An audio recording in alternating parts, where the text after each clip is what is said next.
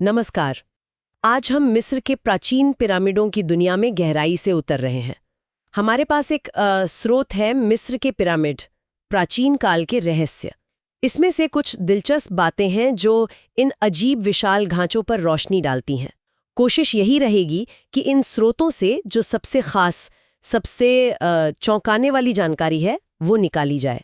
सोचिए, ये इमारतें 4,500 साल से भी ज्यादा पुरानी हैं। इंसान की हिम्मत और न जाने कितने रहस्यों का प्रतीक। बिल्कुल। प्राचीन मिस्र हम सब जानते हैं, नील नदी के किनारे बसी थी। दुनिया की शुरुआती महान सभ्यताओं में से एक। वहाँ फिरौन जो थे वो सिर्फ राजा नहीं थे, उनको देवता माना जाता था। तो उनका पूरा जीवन और असल में पूरी सभ्यता ही धर्म, मौत के बाद क्या होता है, इस सोच और बड़े बड़े स्मारक बनाने के इर्द गिर्द घूमती थी। हाँ, ये तो है। तो चलिए शुरू करते हैं। सबसे पहले ये पिरामिड हैं क्या?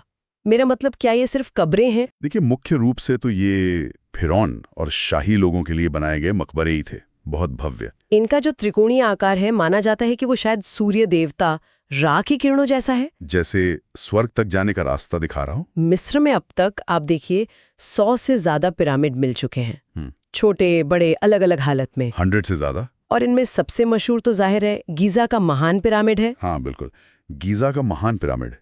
इसे फिरौन खुफू ने बनवाया था। यूनानी लोग उन्हें चोप्स कहते थे। ये बना था करीब 2560 ईसा पूर्व में, और ये वाकई में विशाल है। शुरुआत में इसकी ऊंचाई लगभग 147 मीटर थी। सोचिए, आज की कोई 40 मंजिला इमारत जितनी ऊंची। बाप रे, 147 मीटर। हाँ, और इसमें पत्थर कितने लगे अंदाजा लगाइए। 23 लाख से ज्यादा पत्थर के ब्लॉक। 23 लाख? जी, और हर ब्लॉक का वजन कम से कम 2-3 टन तो होता ही था।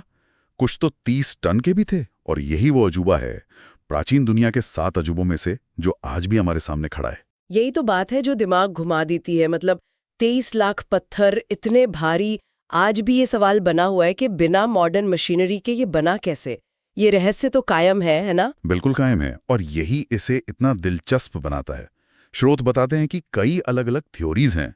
सबसे आम है रैंप वाली थ्योरी, मतलब पत्थर ऊपर खींचने के लिए शायद सीधे रैंप बनाए गए होंगे, या फिर घुमावदार जिगजैग रैंप। हाँ, रैंप वाला मैंने भी पढ़ा है। लीवर का इस्तेमाल, लकड़ी की स्लेज, ये सब भी माना जाता है। और एक हालिया खोज तो ये भी बताती है कि शायद वो रेत पर पानी डालते थे। पानी? रेत पर? हाँ, भारी स्लेज को खींचते वक्त रेत पर पानी डालने से घर्षण, मतलब फ्रिक्शन, कम हो जाता है। अरे वाह, ये तो काफी स्मार्ट तरीका है। बिल्कुल। पर ये सिर्फ तकनीक की बात नहीं थी। जरा सोचिए कितना नियोजन लगा होगा, मैनेजमेंट। सही बात है। अच्छा, और ये बनाने वाले लोग कौन थे? फिल्मों में तो हमेशा दिखाते हैं कि गुलामों से बनवाया गया, कोड़े मार मार के। हाँ, वो छवि बहुत आम है, पर शायद सही नहीं है। हमारे स्रोतों से जो सबूत मिलते हैं, जैसे गीजा के पास मजदूरों के पूरे गांव मिले हैं। गांव? मजदूरों के? जी हाँ, वहां के कंकालों और दूसरी चीजों से पता चलता है कि ये हजारों कुशल कारीगर थे, राजमिस्त्री थे और मौसमी मजदूर भी। उन्हें अच्छा खाना मिलता था, मांस, रोटी, बियर, रहने की जगह थी। यहां तक कि अगर चोट लगती थी तो इलाज भी होता था। हड्डियों के जुड़ने के निशान मिले हैं। अच्छा, तो ये गुलामी नहीं थी मतलब? ऐसा लगता है कि ये एक राष्ट्रीय परियोजना थी। शायद लोग इसे धार्मिक कर्तव्य या सम्मान का काम मानते थे फिरौन के लिए। तो फिरौन के लिए एक शानदार मकबरा जो परलोक का दरवाजा हो। पर इसके अंदर क्या है? महापिरामिड के अंदर क्या मिलता है? हाँ, मुख्य उद्देश्य तो यही था। महान पिरामिड के अंदर जाएं तो राजा का कक्ष है, रानी का कक्ष है। रानी का कक्ष? हाँ, हालांकि ये नाम शायद बाद में दिए गए, पक्का नहीं कि वो रानी के लिए ही था। और एक बहुत बड़ी ऊंची गैलरी है, ग्रैंड गैलरी। पर यहाँ एक और पहेली है। खुफू के पिरामिड के अंदर दीवारों पर कोई खास लिखावट या चित्र, मतलब हायरोग्लिफ्स, नहीं मिले हैं, जो कि दूसरे शाही मकबरों में आमतौर पर होते हैं। अरे, ये कैसे? और न ही खुफू की मम्मी मिली है, न कोई शाही खजाना, कुछ भी नहीं। ये तो बहुत अजीब बात है। मतलब इतना बड़ा स्मारक बनाया और अंदर राजा के दफन होने का कोई सीधा सबूत नहीं? सीधा सबूत नहीं मिला है। और यही बात कई सवाल खड़ी करती है। क्या इसे प्राचीन काल में ही लूट लिया गया था? बहुत संभव है। या फिर क्या इसका उद्देश्य सिर्फ मकबरा होना ही नहीं था, कुछ और भी था? और फिर एक और कमाल की बात है इनका अलाइनमेंट। अलाइनमेंट मतलब ये पिरामिड चारों मुख्य दिशाओं, उत्तर, दक्षिण, पूरब, पश्चिम के साथ बिल्कुल सीध में है। और ये सटीकता हैरान करने वाली है। हाँ, मैंने ओरियन थ्योरी के बारे में भी कुछ सुना था कि तारों से कोई कनेक्शन है। बिल्कुल, ओरियन थ्योरी जैसी कुछ मान्यताएं हैं। वो कहती हैं कि गीजा के जो 3 मुख्य पिरामिड हैं, उनका लेआउट शायद रात के आसमान में ओरियन तारामंडल के 3 बेल्ट स्टार जैसा है। अब ये क्यों हैं, इसका क्या मतलब था, ये बहस का विषय है। और हाल की जो खोजें हैं, उन्होंने तो रहस्य और बढ़ा दिया है। जैसे कॉस्मिक रे स्कैनिंग। ये एक तकनीक है जो एक्सरे की तरह घनी चीजों के आर पार देख सकती है।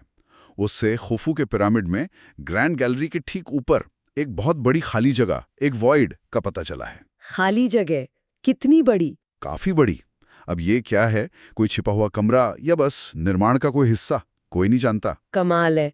तो मतलब एलियंस वाली थियोरीज भी आती होंगी फिर? हाँ, कहानियां तो बहुत हैं। एलियंस, कोई खोई हुई एडवांस टेक्नोलॉजी, रोमांचक लगती हैं सुनने में।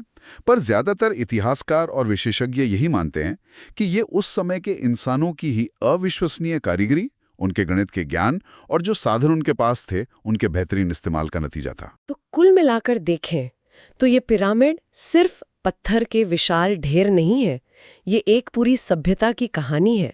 उनकी इंजीनियरिंग, उनका विश्वास, उनकी समाज को संगठित करने की क्षमता और शायद समय को चुनौती देने की उनकी इच्छा। बिल्कुल सही कहा। और सबसे दिलचस्प बात यह है कि इनका अध्ययन आज भी रुका नहीं है।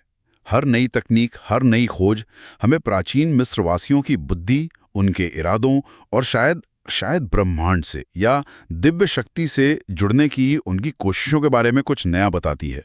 ये इतिहास की एक ऐसी किताब है जिसके पन्ने आप कह सकते हैं अब भी धीरे धीरे खुल रहे हैं। और जाते जाते एक सवाल मन में आता है कि अगर खुफू के महान पिरामिड में, जहां उसे दफनाया जाना था, न कोई खास लेख मिले न शाही सामान, तो क्या ये मान लेना काफी है कि उसे बस लूट लिया गया था, या फिर इसका कोई और भी गहरा मकसद था, कोई ऐसा उद्देश्य जिसे हम आज तक पूरी तरह समझ ही नहीं पाए हैं? सोचने वाली बात है।